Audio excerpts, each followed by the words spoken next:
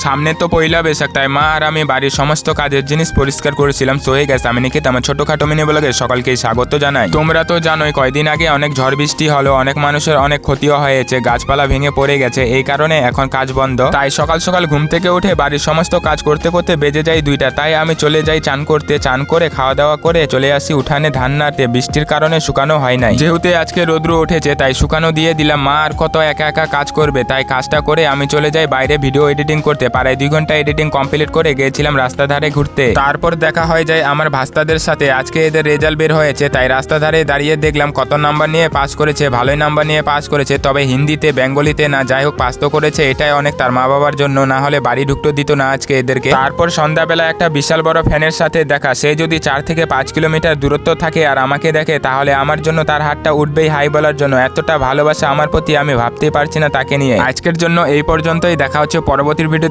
যদি ভালো লাগে থাকে তাহলে লাইক, সাবস্ক্রাইব, শেয়ার, কমেন্ট করে পাশে থেকো। Tata, love you all, by.